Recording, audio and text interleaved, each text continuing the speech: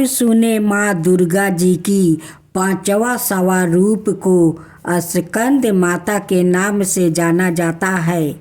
ये भगवान स्कंद कुमार कार्तिकेय के नाम से भी जाने जाते हैं। या प्रसिद्ध देव सूर्य संग्राम में देवताओं के सेनापति बने थे। पुराणों में इन्हें कुमार और शक्तिधर कह कर इनकी महिमा का वर्णन किया गया है। इनका वाहन मयूर है अतः इन्हें मयूर वाहन के नाम से भी अभिहित किया गया है। इन्हीं भगवान स्कंद की माता होने के कारण माँ दुर्गा जी के इस पांचवा स्वरूप को स्कंद माता के नाम से जाना जाता है। इनकी उपासना नवरात्रि पूजा के 5वें दिन की जाती है। इस दिन साधक का मन विशुद्ध चक्र में आवासित होता है। इनके विग्रह में भगवान स्कंद जी बाल रूप में इनकी गोद में बैठे होते हैं। स्कंद मातु स्वरूपिणी देवी की 4 भुजाएं हैं। यह दाहिनी तरफ की ऊपर वाली भुजाएं से भगवान स्कंद को गोद में पकड़े हुए है और दाहिनी तरफ की नीचे वाली भुजा जो ऊपर की ओर उठी हुई है उसमें कमल पुष्पा है। बाईं तरफ की ऊपर वाली भुजा मुद्राएं में और नीचे वाली भुजा जो ऊपर की ओर उठी है उसमें भी कमल पुष्पा ली हुई है। इनका वर्ण पुरनीत शुभ्र है। यह कमल के आसन पर विराजमान रहती है। इसी कारण से इन्हें पद्मासना देवी भी कहा जाता है। सिंह भी इनका वाहन है। नवरात्रि पूजन के 5वें दिन का शास्त्र में पुष्पकाल महताव बताया गया है। इस चक्र में आवासित मन वाले साधक की समस्त ब्रह्म क्रियाओं और चिंत विरचितों का लोप हो जाता है। विशुद्ध चैतन्य स्वरूप की और अक्सर हो रहा होता है। उसका मन समस्त लौकिक संसारिक महिक बंधनों से विमुक्त होकर पद्मासना माँ स्कंद माता के स्वरूप में पूर्णत लीन होता है। इस समय साधक को पूर्ण सावधानी के साथ उपासना की और अक्सर होना चाहिए। उसे अपनी समस्त ध्यान परिचितियों को एकाग्र रहते हुए साधना के पथ पर आगे बढ़ना चाहिए। माँ स्कंद माता की उपासना से भक्ति की समस्त इच्छाएं पूर्ण हो जाती है। इस मृत्युक लोक में ही उसे परम शांति और सुख का अनुभव होने लगता है। उसके लिए मोक्ष का द्वार स्वयं सुलभ हो जाता है। स्कंद माता की उपासना से बाल रूप स्कंद भगवान की उपासना भी स्वयं हो जाती है। यह विशेषता केवल इन्हीं को प्राप्ति है। अतः साधकों को स्कंद माता की उपासना की ओर विशेष ध्यान देना चाहिए। सूर्या मंडल की अधिष्ठात्री देवी होने के कारण इनका उपासक अलौकिक तेज और कांति से संपन्न हो जाता है। एक अलौकिक प्रभा मंडल अंतरिक्ष भवन से सदाए उसके चतुर्दिक परिव्याप्त रहता है। यह प्रभा मंडल प्रतिक्षण उसके योग मोक्ष का निवारण करता रहता है। अतः हमें एक ग्रह भाव से मन को पवित्र रखकर माँ की शरण में आने का प्रयत्न करना चाहिए। इस घोर भवसागर के दुखों से मुक्ति पाकर मोक्ष का मार्ग सुलभ बनाने का इसमें उत्तम उपाय दूसरा नहीं है। दुर्गा जी की आरती। आज आप सुने माँ दुर्गा की व्रत कथा। विस्पति जी बोले, हे ब्रह्मा जी, आप अत्यंत बुद्धिमान, सबर शास्त्र और चारों वेदों को जानने वालों में से श्रेष्ठ हो। हे प्रभु, कृपा करके मेरा वचन सुनो। चैत्र आश्विन माघ और आषाढ़ मास के शुक्ला पक्ष में नवरात्रि का व्रत और उत्सव क्यों मनाया जाता है? हे भगवान, इस व्रत का फल क्या है? किस प्रकार करना उचित है? और पहले इस व्रत को किसने किया, सो विस्तार से कहो। विस्पति जी का ऐसा प्रश्न सुनकर ब्रह्मा जी कहने लगे, हे विस्पति, प्राणियों का हित करने की इच्छा से तुमने बहुत ही अच्छा प्रश्न किया है। जो मनुष्य मनोरथ पूर्ण करने वाली दुर्गा महादेवी सूर्या और नारायण को ध्यान करते हैं, वो मनुष्य धन है। यह नवरात्रि व्रत संपूर्ण कामनाओं को पूर्ण करने वाला है। इसके करने से पुत्रा चाहने वाले को पुत्रा, धन चाहने वाले को धन, विद्या चाहने वाले को विद्या और सुख चाहने वाले को सुख मिल सकता है।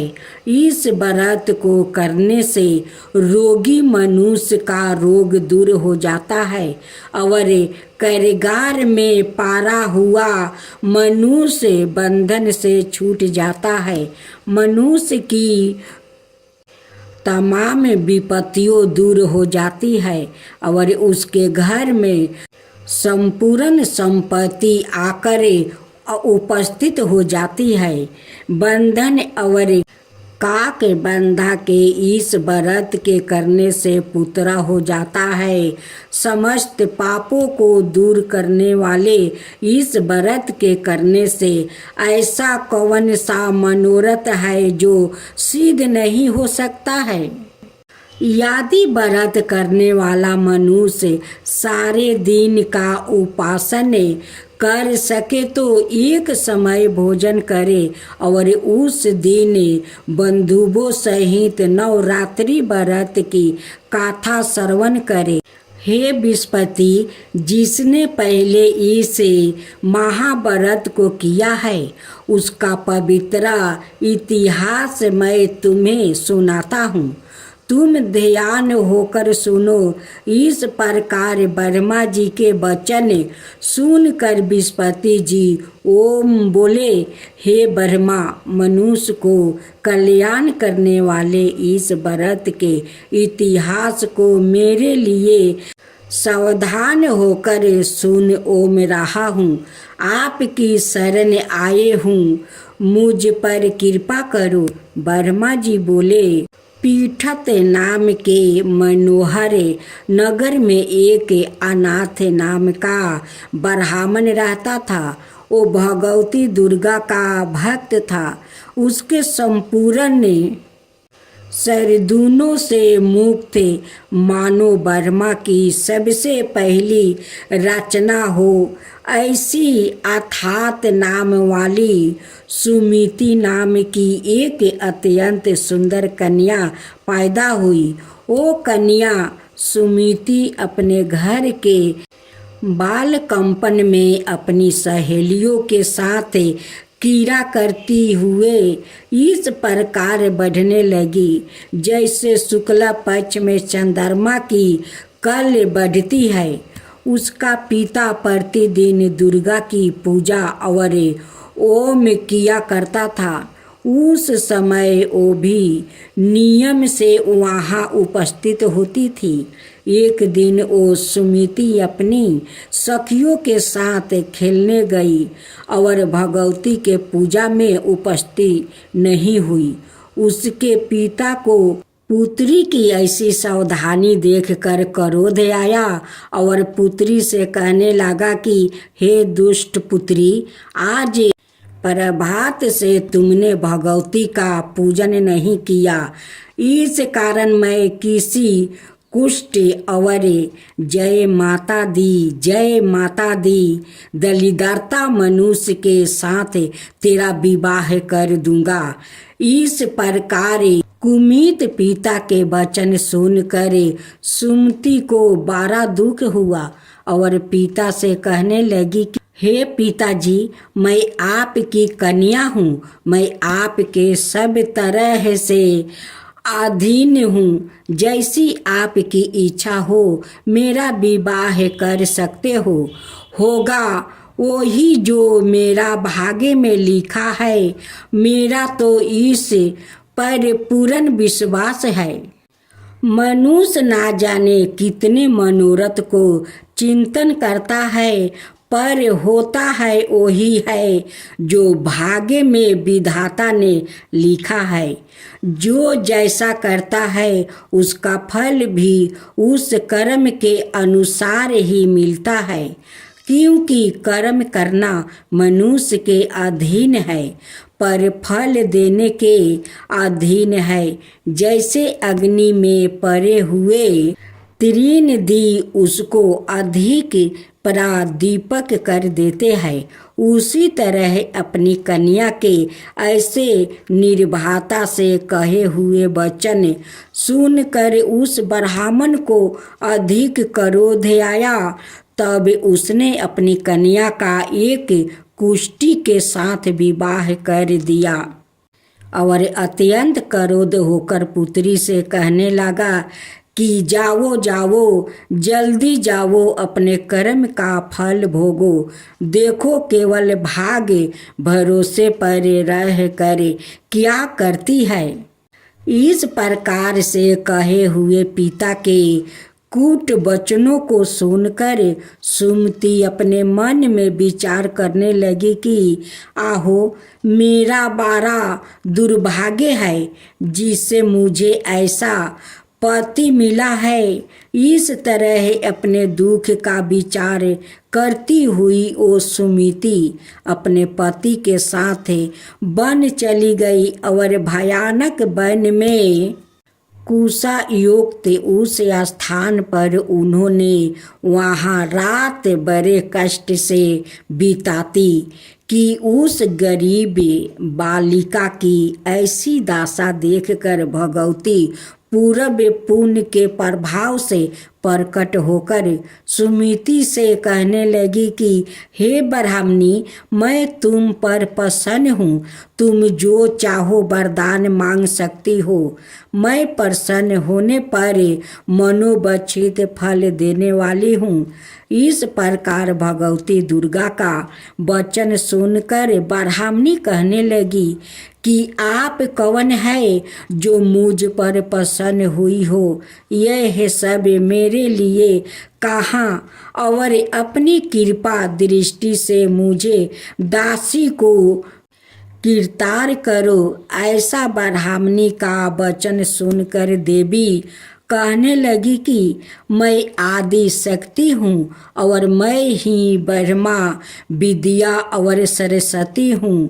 मैं प्रसन्न होने पर प्राणियों को दुख दूर करे उसको सुख प्रदान करती हूँ। हे ब्राह्मणी, मैं तुम पर तेरे पूर्ण जन्म के पुण्य के प्रभाव से प्रसन्न हूँ।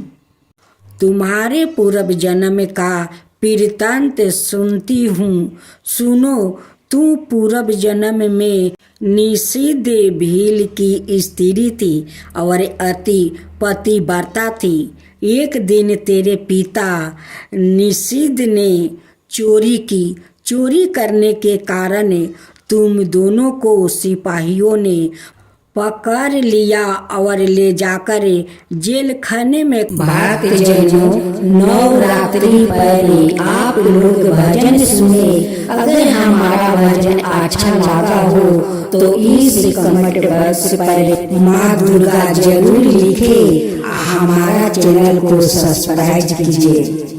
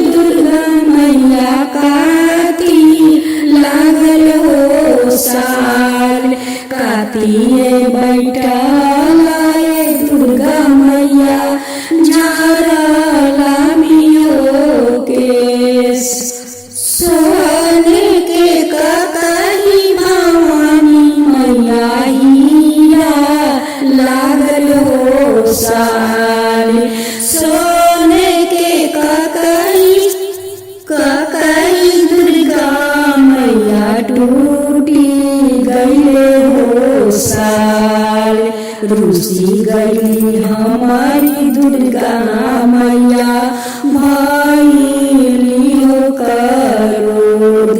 रूसी गई हमारी दुर्गा मैया, भइली हो क्रोध। चली गई सोनार दुआरवा, होई के हो क्रोध। बैठल रहे सोनार दुआरवा, पूछे लगली बात। बैठल रहे सोनार दुआरवा, पूछे लगली बात। कौने हाथे गड़ल रे सोनारा, कही रे हमार। कौने हाथे गड़ल रे सोनारा, कही रे हमार। टूटी गईले कही रे सोनारा, टूटी गईले रे साल। टूटी गईले कही रे सोनारा, टूटी गईले रे साल। कौने हाथे गड़ल रे सोनारा, कही रे हमार। कौने हाथे गड़ल रे सोनारा, कही रे हमार।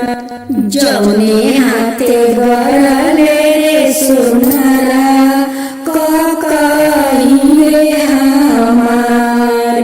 जौने हाथे गड़ल रे सोनारा, कही रे हमार। ओही हाथे लगाऊ रे सोनारा, गुनावा रे तोहार। ओही हाथे लगाऊ रे सोनारा, गुनावा रे तोहार। जांघ तोरा पोछाऊ रे सोनारा, चुआहू तोरे हाथ। जांघ तोरा पोछाऊ रे सोनारा, चुओ तोरे हाथ। जेही हाथे गड़ल रे सोनारा, कही रे हमार। जेही हाथे गड़ल रे सोनारा, कही रे हमार। आमकिर के भुलावा भवानी मैया, करी दी हो मापे। अबकिर के भुलावा दुर्गा मैया, करी दी हो माफ। फिर से बनाई बाए मैया कही हो तोहार। फिर से बनाई बाए मैया कही हो तोहार। अब गिर के भूला भवानी मैया करी दी हो माप। अब गिर के भूला दुर्गा मैया करी दी हो माप। फिर से बनाई बाए मैया कही हो तोहार। फिर से बनाई बाए मैया कही हो तोहार। सोने के बनाई बाए मैया कही हो तोहार। हीरे लगाई बाए मैया कही में हो साल। सोने के बनाई बाए मैया कही हो तोहार। हीरे के लगाई बाए मैया सालावा हो तोहार।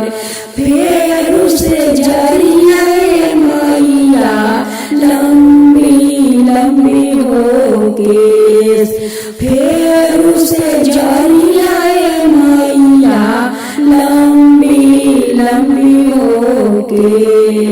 हाथ जोड़ी मांगिल क्षमा करी दी माफ हमार। हाथ जोड़ी मांगिल क्षमा करी दी माफ हमार। अब से न होइए मैया भूलावा हो हमार। अब से न होइए मैया भूलावा हो हमार। दूसरा भजन।